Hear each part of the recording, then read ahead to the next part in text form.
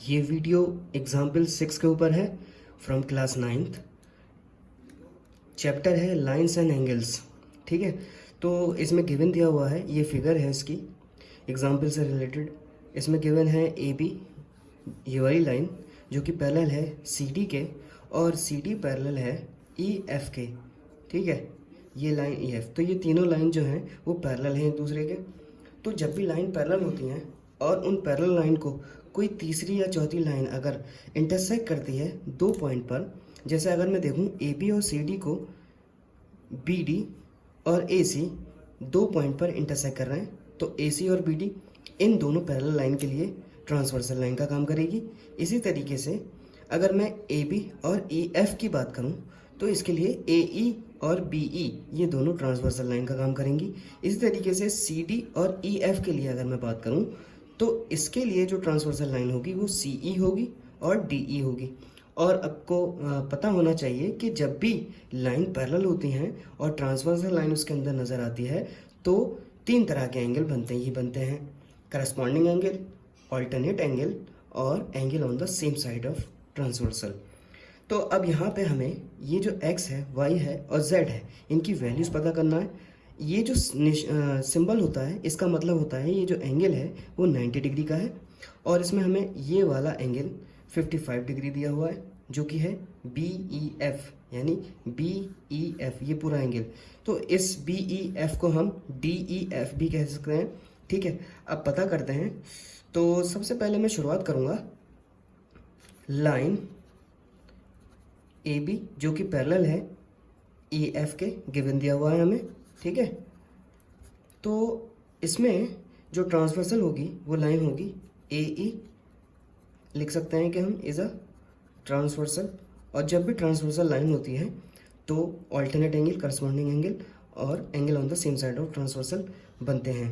ठीक है, तो अगर मैं देखूं यहाँ पर ए बी ई एफ ये एक दूसरे के पैरेलल हैं, तो ये जो एंगल है 90 डिग्री और ये पूरा एंगल, इस पूरे एंगल को मैं कह सकता हूँ ए ई एफ, ये इन दोनों का सम 180 हो जाएगा, क्योंकि ये angle on the same side of transversal है। कुछ इस तरीके से अगर मैं लिखूँ, ये इस तरीके से, तो ये ए है, ये ई है, तो ये 90 डिग्री है, और ये एंगल जो कि दो एंगल में बटा हुआ है z और 55 में, तो इन दोनों का सम जो है angle on the same side of transversal से 180 होगा। तो मैं लिख सकता हूँ angle B A E plus angle A E F वो हो जाएगा 180।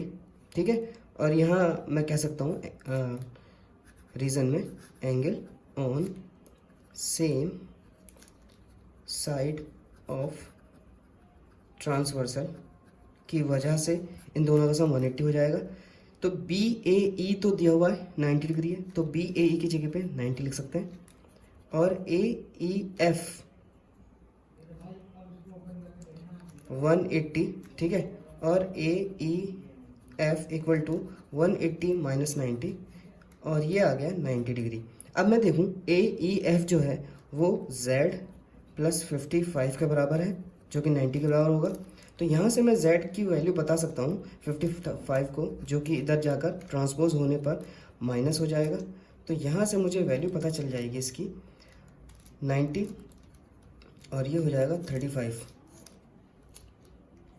ठीक है, मुझे z की वैल्यू पता चल चुकी है। अब मैं x और y की वैल्यू पता करना चाहता हूँ। तो अगर मैं देखूँ अगले एंगल के लिए, यहाँ देखूँ मैं सी डी ई एफ के पैरेलल है, C D parallel to E F, तो इन दोनों के लिए जो ट्रांसवर्सल होगा वो डी ई हो जाएगा। अब मैंने सी ई क्यों नहीं लिया है, सी ई का कोई फ़ायदा नहीं है क्योंकि मुझे तो y चाहिए, और y जो है इस ट्रांसवर्सल के साथ है, तो डी ई मैं कह सकता हूँ इज़ अ ट्रांसवर्सल। ठीक है, तो मैं कह सकता हूँ इन दोनों का सम 180 हो जाएगा। ठीक है, जैसे कि यहाँ पे लिखा था हमने, सेम रीज़न क्या होगा आपको पूरा लिखना है, angle on the same side of transversal 180 होता है। ठीक है, तो यहाँ से मैं y की वैल्यू बता सकता हूँ 180 माइनस, ये जाके इधर माइनस हो जाएगा, तो ये आ जाएगा माइनस होकर 125 डिग्री। ठीक है, अब मुझे क्या वैल्यू पता करनी है, मुझे पता करना है x की वैल्यू क्या होगी। तो अब मैं जो लाइन लूँगा वो लूँगा मैं AB, जो कि पैरेलल है CD के, ये गिवन दिया हुआ है, और x जो है वो इस ट्रांसवर्सल पे है, तो मैं बता सकता हूँ कि BD इज ए ट्रांसवर्सल।